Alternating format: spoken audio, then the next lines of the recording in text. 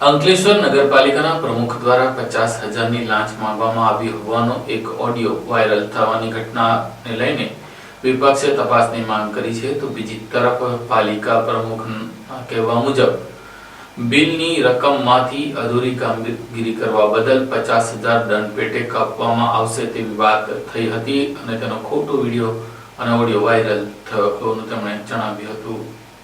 અંકલેશ્વરના social media ઉપર આજરોજ વહેલી સવારથી એક ઓડિયો ક્લિપ વાયરલ થઈ રહી છે, જેને ભારે ચર્ચા જગાવી છે। અંકલેશ્વર નગરપાલિકાના પ્રમુખ દ્વારા કોન્ટ્રાક્ટર પાસે ₹50,000ની માંગણી કરવામાં આવી હોવાના આક્ષેપ સાથેની આ કથિત ઓડિયો ક્લિપ સોશિયલ મીડિયા ઉપર એકાએક વાયરલ થતા રાજકારણમાં ભારે ગરમાવો અને ચર્ચાનો માહોલ જાગ્યો હતો। જો કે આ મામલે નગરપાલિકા પ્રમુખે પણ ખુલાસો વ્યક્ત કર્યો છે અને આ ઓડિયો ક્લિપનું અર્થઘટન કરવામાં આવ્યું હોવાનું તેમણે કહ્યું હતું। તદુપરાંત તેમણે આક્ષેપને પાયા વિહોણા ગણાવીને આક્ષેપને નકારી દીધા હતા। પ્રાપ્ત મળતી વિગતો મુજબ અંકલેશ્વર નગરપાલિકા હેઠળ દિહાડી મજૂરી લાવીને સફાઈ કામગીરી કરાવતા કોન્ટ્રાક્ટર પાસે પાલિકા પ્રમુખ દ્વારા રકમની માંગ કરવામાં આવી હોવાની ઓડિયો ક્લિપ વાયરલ થઈ હતી। આ સમગ્ર મામલે વાયરલ થયેલી ઓડિયો ક્લિપ સાચી છે કે ખોટી તે અંગે હાલ ચર્ચા ચાલી રહી છે।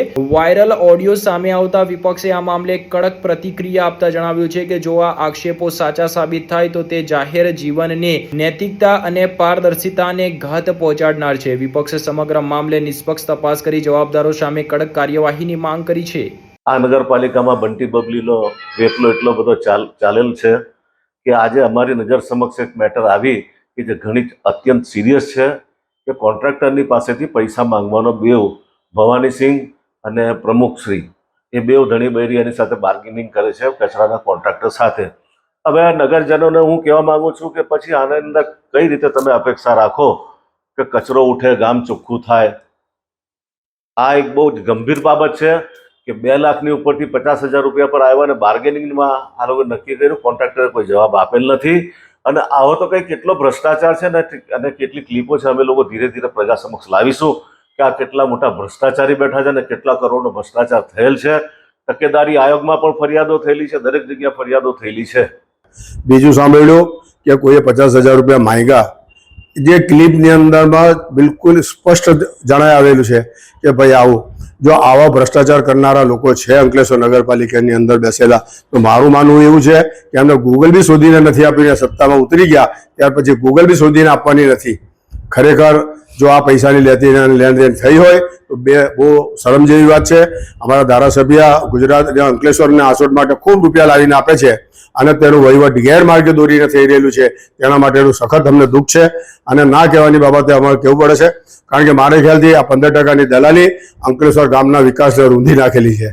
જય હિન્દ, જય ગુજરાત। બીજી તરફ આ મામલો સામે આવતાની સાથે જ પાલિકા પ્રમુખ લલિતાબેન રાજપુરોહિતે પણ સ્પષ્ટતા વ્યક્ત કરતા જણાવ્યું હતું કે આજે જે કથિત ઓડિયો વાયરલ થયો છે તે માટે વિપક્ષ દ્વારા જે ટીકા કરવામાં આવી છે તે ખેદજનક છે। કથિત વાતચીતમાં આઉટસોર્સ સાથે સંકળાયેલા કોન્ટ્રાક્ટર દ્વારા થયેલી અધૂરી કામગીરીને જોતા કરારના રૂએ દંડાત્મક રકમને કાપવાની વાત હતી, કોઈ નાણાકીય માંગણીની વાત નહોતી, પરંતુ વિપક્ષના સદસ્યોએ વાતનું વતેસર કરી ખોટું અર્થઘટન કરવામાં આવી રહ્યું હોય તેવા તેમણે આક્ષેપ કર્યા હતા। દરમિયાન આ ઓડિયો ક્લિપ વાયરલ થયા બાદ અંકલેશ્વર નગરપાલિકાના રાજકીય વર્તુળમાં આગામી દિવસોમાં રાજકીય માહોલ વધુ ગરમાવાની શક્યતા છે।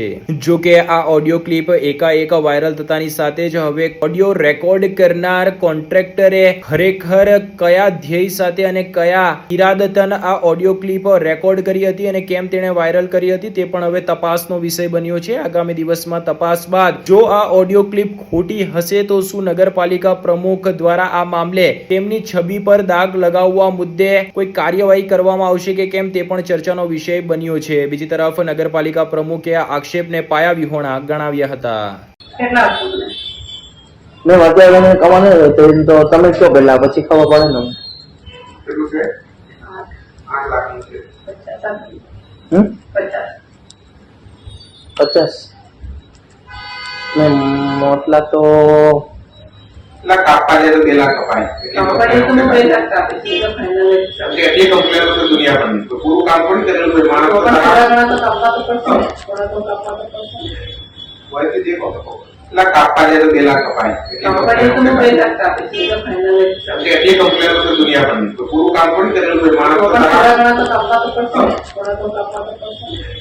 હોય તો દેખો કઈ નહીં મેં મારી રીતના વાત કરીને પછી અમને વાત કહો.